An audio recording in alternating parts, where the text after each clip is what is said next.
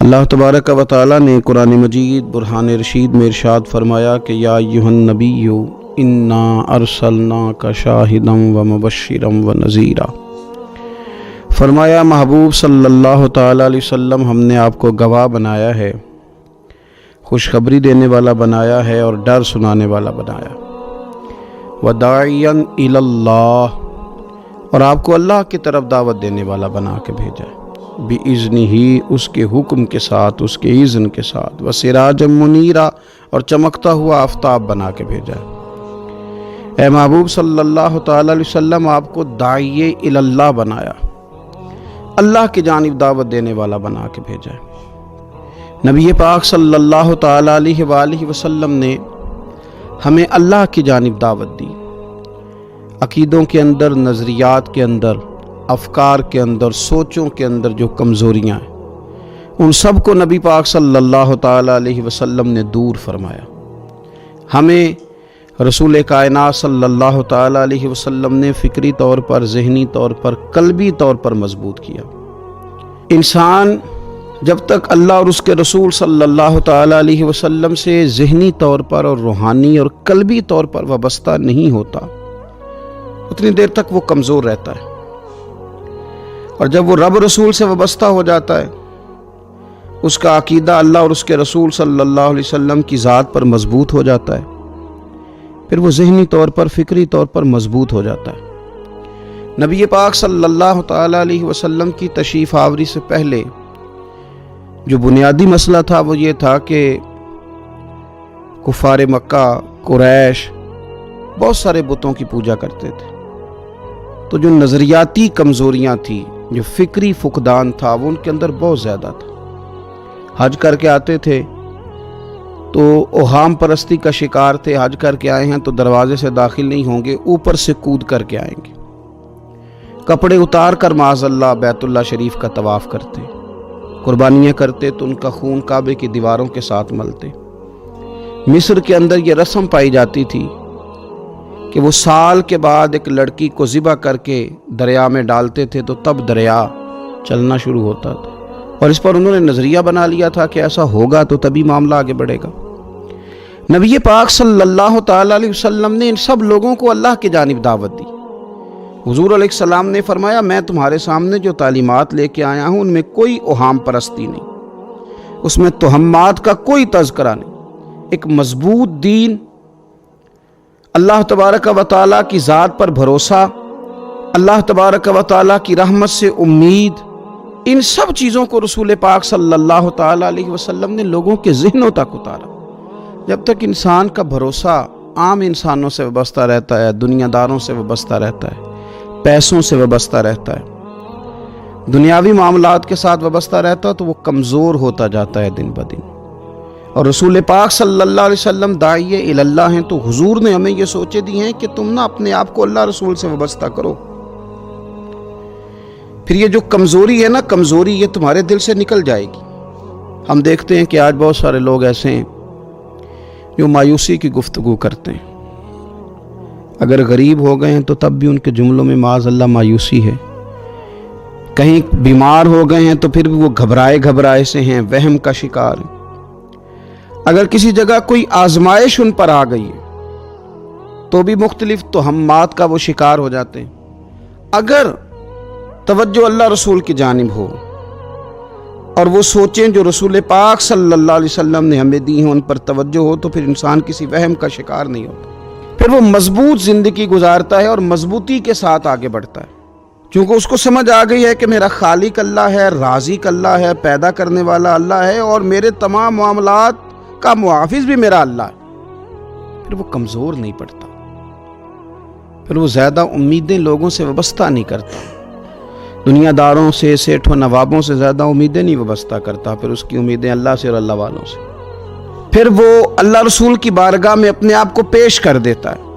حدیث مبارکہ ترمذی شریف میں موجود ہے، راوی حضرت عبداللہ ابن مسعود رضی اللہ تعالیٰ عنہ ہیں۔ ذرا حضور صلی اللہ علیہ وسلم کے تربیت کرنے کا انداز دیکھیے گا۔ حضرت عبداللہ ابن مسعود رضی اللہ تعالیٰ عنہ روایت کرتے ہیں کہ نبی پاک صلی اللہ تعالیٰ علیہ وسلم نے فرمایا کہ اللہ تعالیٰ نے ہر جان کو پیدا فرمایا ہر جان کو اللہ تعالیٰ نے پیدا کیا تو 3 چیزیں رب کریم نے لکھ دی اس کے لیے. ہر جان کو پیدا کیا تو اللہ نے لکھ دیا. کیا لکھا؟ اس کا رزق کتنا ہے یہ بھی رب نے لکھ دیا. عمر کتنی ہے، زندگی کتنی ہے یہ بھی رب نے لکھ دیا. اور جو اس پر مشکلات آئیں گی وہ بھی اللہ نے لکھ دی. اس کی حکمت کے تقاضوں کے تحت جو مشکلات آئیں گی انسان کی گناہوں کی معافی کا سبب بنے گی. نیک ہے تو درجات کی بلندی کا سبب بنے گی. تو جو مشکلات اس کی طرف آئیں گی، جو مصیبتیں، بیماریاں، تنگیاں، وہ سب اللہ تبارک و تعالیٰ کی حکمت کے تقاضوں کے تحت آئیں گی. اب انسان یہاں گھبرایا رہے، مایوس ہو جائے. ایک بات اب ذرا یہاں صوفیاء کہتے ہیں وہ بھی سمجھنے والی ہے. وہ کہتے ہیں کہ اصل بات یہ ہے کہ جس رب کی طرف سے تو کرم قبول کرتا ہے نا، اس کی طرف سے آزمائش بھی قبول کر. وہ کریم جو تیرے اوپر رحمت کے دروازے کھولتا ہے، کبھی اپنی حکمت کے تقاضوں کے تحت تجھے کسی مشکل میں ڈالے تو اسے بھی تھوڑا سا قبول کر. ایسا نہ ہو کہ میٹھا ہے تو فٹافٹ تو قریب کرے، اور اگر تھوڑا سا تجھے کوئی ترش رویے سے، ترش جگہ سے گزرنا پڑے تو پھر تو گھبرا جائے. تو اپنے مالک کے سپرد جب اپنے آپ کو کر دے گا پھر تیری طبیعت سکون میں آ جائے گی، تیرا قلب ٹھنڈک میں آ جائے گا. محمود غزنوی رحمت اللہ علیہ مالٹا کھا رہے تھے. ایک ٹکڑا اس کا، ایک خاش اس کی اپنے ہاتھ سے نکال کر کے ایاز کو کھانے کے لیے دی. ایاز فٹافٹ کھا گیا. بعد میں ایک ٹکڑا محمود نے اپنے منہ میں ڈالا تو بڑا کڑوا محسوس ہوا مالٹا، تو اس نے اس کو تھوک دیا اور ایاز کی طرف دیکھ کے کہنے لگا بہت ترش تھا، بہت کڑوا تھا، کس طرح تم کھا گئے؟ اللہ اکبر. تو ایاز نے جو بات کی وہ ہمیں سمجھاتی ہے کہ بندے کا رشتہ کس طرح کا ہونا چاہیے. ایاز کہنے لگا آقا ساری زندگی تیرے ہاتھوں سے میٹھے کھائے، آج ایک کڑوا آیا تھا تو میں اگر اسے تھوک دیتا یہ کو آئینے وفاداری تو نہ ہوا. انسان کو اللہ کی طرف سے نعمتیں آتی جائیں، رحمتیں آتی جائیں، تندرستیاں آتی جائیں، لیکن کسی جگہ ذرا کمزوری دیکھنی پڑے تو انسان اس جگہ ٹھہر جائے، اس جگہ وہ گھبرا جائے، وہم کا شکار ہو جائے، پتہ نہیں کیا ہو جائے گا، ان چکروں میں پڑ جائے. تو یہ بات درست نہیں ہے. اب یہ کہ ہم کیا کرتے ہیں، ہم نے اپنی ساری توجہات کا مرکز دنیا والوں کو بنا لیا ہے. دنیا والوں کو کیسے راضی کرنا ہے، ان کو کیسے سیٹ رکھنا ہے، لوگوں کے ساتھ اپنے تعلقات کو کس طرح کر کے مضبوط کرنا ہے، بس اسی میں ہمارے صبح و شام گزر جاتے ہیں. 3-4 جگہوں پہ دعوت مل گئی ایک دن میں. ایک جگہ ولیمے پہ جانا تھا وہاں خود چلے گئے، ایک جگہ اصال ثواب کی تقریب تھی تو وہاں بیٹے کو بھیجا، اور ایک جگہ اور کسی معاملے میں دعوت تھی تو وہاں فون کر کے معذرت کر لی. کسی طریقے سے لوگ راضی رہیں. پھر کیا ہوتا ہے، پھر انسان کو یوں محسوس ہوتا ہے کہ اسے فٹ بال بنا لیا گیا. آپ لوگوں کی توقعات پہ کتنا پورا اتریں گے؟ بس آپ اپنے ضمیر سے پوچھیں کہ ہم اللہ اور اس کے رسول صلی اللہ تعالیٰ علیہ وسلم کے ساتھ اخلاص رکھتے ہیں؟ ہمارا دل اس پر مطمئن ہے جو کام ہم کر رہے ہیں؟ جو سفر ہم نے شروع کیا ہوا ہے وہ رب کی رحمت کی طرف ٹھیک بڑھ رہا ہے؟ باقی یہ کہ لوگوں کو راضی کرنے کی کوشش میں رہنا اور لوگوں پر توجہ رکھنا اور لوگوں کے معاملات ہر وقت دیکھتے رہنا، یہ چیز انسان کو کمزور بھی کر دیتی ہے اور بعض اوقات اسے لوگوں کے سامنے رسوا بھی کر دیتی. حضرت سیدنا عبداللہ ابن عباس رضی اللہ تعالیٰ عنہ موجود تھے تو رسول پاک صلی اللہ تعالیٰ علیہ وسلم نے انہیں نصیحت فرمائی. اپنے چچا کے بیٹے حضرت عبداللہ ابن عباس کو حضور نے نصیحت فرمائی. فرمایا یقین رکھو اے عبداللہ ابن عباس، یقین رکھو کہ اگر ساری دنیا متفق ہو جائے تمہیں نفع پہنچانے میں تو تمہیں نفع پہنچا نہیں سکتی مگر وہ جو تمہارے لیے تمہارے رب نے لکھ دیا. لوگ تمہیں نفع پہنچانا چاہیں تو پہنچا سکتے نہیں. اور فرمایا اگر ساری امت متفق ہو جائے کچھ نقصان پہنچانے میں تو نقصان پہنچا نہیں سکتے مگر یہ کہ جو اللہ نے تمہارے لیے لکھ دیا.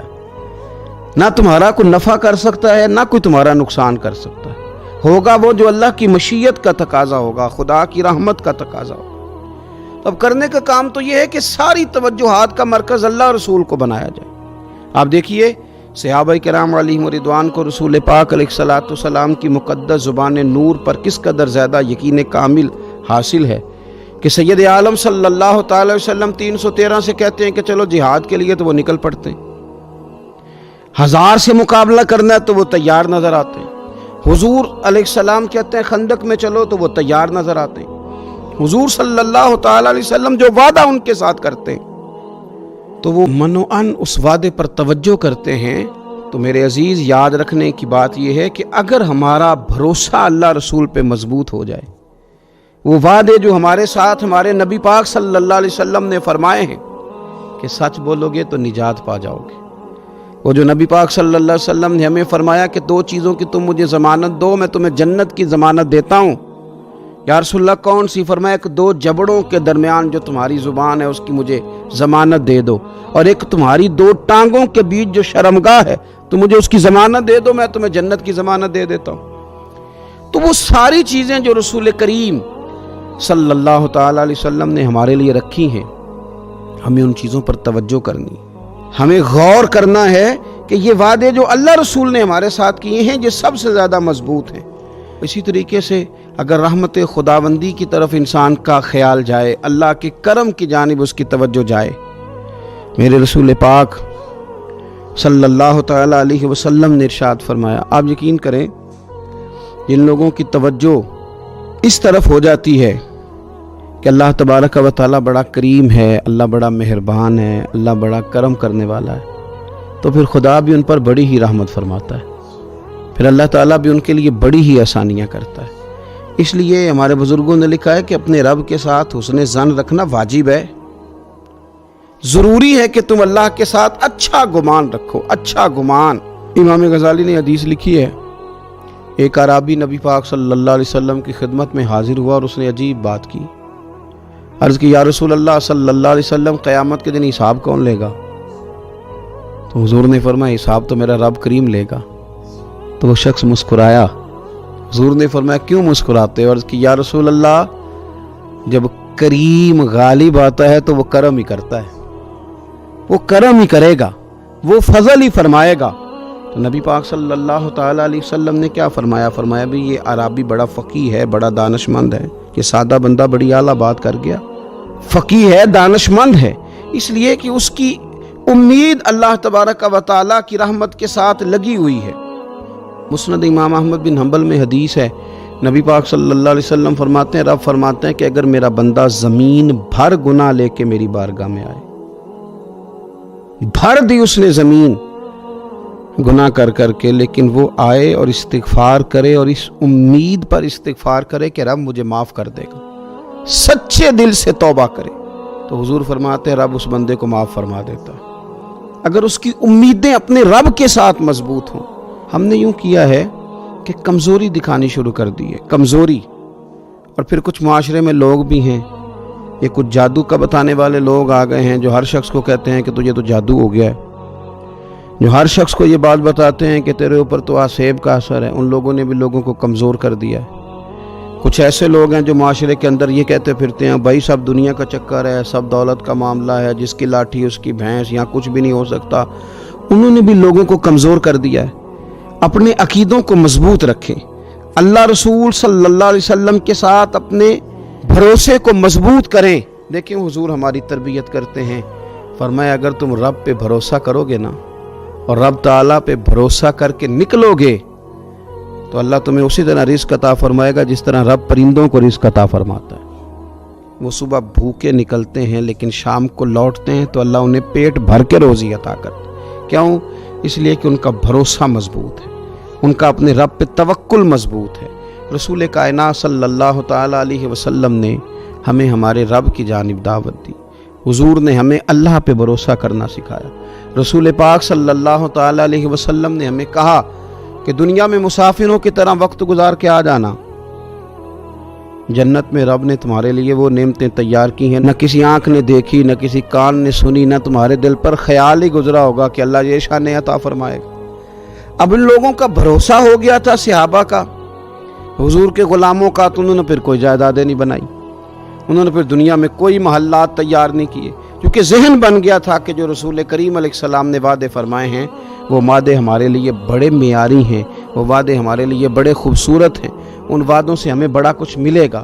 اس لیے اپنی زندگی کے اندر ان چیزوں کو پیدا کرنا، ان چیزوں پر توجہ کرنا، اللہ کی جانب بھروسہ کرنا بڑا ضروری ہے۔